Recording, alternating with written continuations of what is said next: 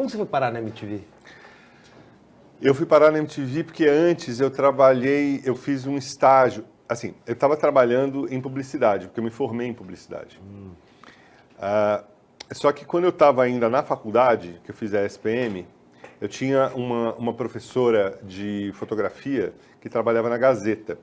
Numa época em que a Gazeta tinha uma coisa chamada TV Mix, não sei se você já ouviu falar disso, Sim. Não é da sua época, mas foi um experimento de televisão muito importante, que era tudo meio feito ao vivo. Foi a primeira vez que pequenas câmeras eram usadas para fazer povo fala na rua, coisas assim. Era uma que tinha o Serginho, a Astrid? Exato, o Serginho e a Astrid eram os principais, o Serginho Grosman e a Astrid Fontenelle eram os principais apresentadores. Tinha também a Paula Dipp, que tinha um programa de entrevista à noite e tal. E aí eu consegui um estágio lá. E essa galera que fazia o TV Mix era mais ou menos a galera que depois foi fazer a MTV.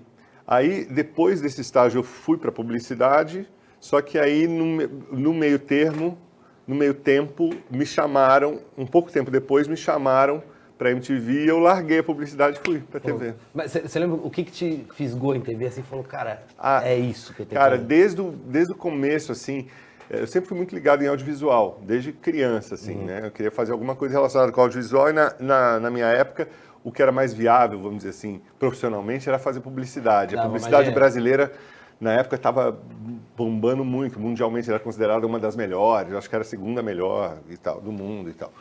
Hoje não é mais, mas teve uma época que tinha isso. E aí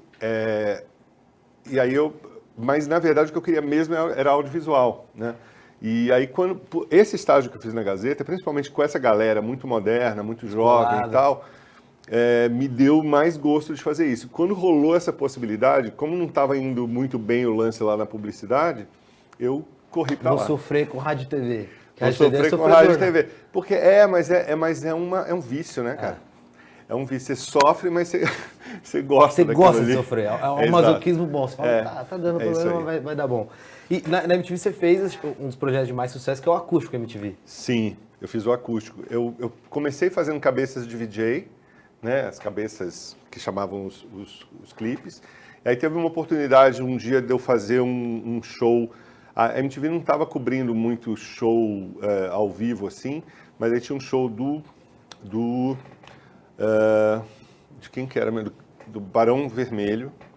E a gente foi fazer e aí começou essa história de fazer show ao vivo, e aí vieram os acústicos, eu fiz vários dos acústicos. Qual que foi que mais te marcou, assim, de gravar? O do Gil. Nossa, sim. O do Gil, eu fiz o do Gil e o da Gal. Nossa. Só essas duas pessoas, assim... Depois vem Charlie Broca, vê uma galera boa também, mas só esses dois já... E um que foi muito... dois que foram muito importantes também, marcantes, eu acho que tão ou mais marcantes do que esses, como acústicos, não, óbvio que a importância desses dois artistas Gil e Gal é maior, mas eu acho que um acústico que mudou a vida da banda foi a do Capital Inicial. Sim. Mudou. O Capital Inicial era uma coisa antes e outra coisa depois do acústico, que eu fiz também, e o acústico da Cássia, que foi o última coisa que ela fez e que foi incrível, tal, foi bacana. Ainda nesse de acústico de show, a MTV tinha o VMB, que era assim, uma premiação de muito sucesso, que pautava muitos assuntos, que todo mundo ia. Então era um evento que você esperava, né, pra acontecer. E a apresentação era sempre diferente, né? Era sempre irreverente, às vezes tinha uma crítica, mudava sempre o apresentador, tinha muito convidado de outras emissoras e tal. Foi ali que começou seu contato de dirigir celebridades, artistas, apresentadores? Também. Na verdade, assim, eu sempre tive, assim, os VJs, propriamente ditos, né? Alguns eu treinei, por exemplo, a Sabrina Parlatório, eu que treinei ela e tal, então eu tinha sempre essa facilidade, esse costume, vamos dizer assim, de preparar os apresentadores, né? E com relação à celebridade, o VMB que eu dirigi um VMB. O VMB que eu dirigi era o VMB dos 50 anos da televisão. E aí a gente fez uma coisa muito louca, que a gente chamou gente de todas as TVs e de todas as emissoras. E a gente conseguiu coisas do tipo assim... a gente chamou o Gianecchini e a Maria Gabriela, e ela estava na Band e ele estava na Globo. E era o casal, né? E era o casal, e eles se beijaram pela primeira vez publicamente. Sabe coisas assim... Que ano foi? Várias coisas icônicas. 2000. 2000. Já promovendo o caos pré-fazenda e Casa dos Artistas. Exato, entendeu? Então já tinha um pouco isso, assim.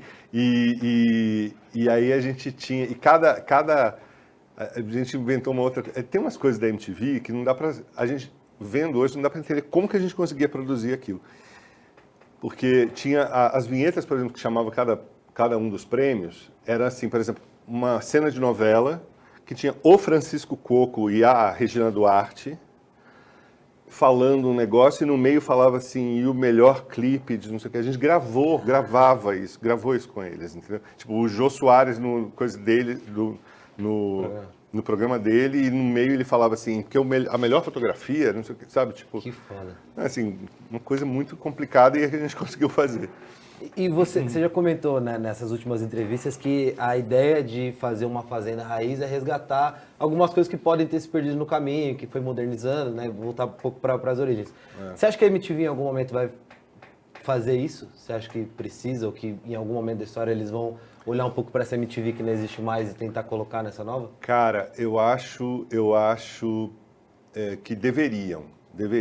Eu acho complicado porque como essa nova MTV, ela é da Viacom mesmo, né? Porque aquela antiga MTV, a Abril tinha comprado os direitos do uso da marca, né? MTV.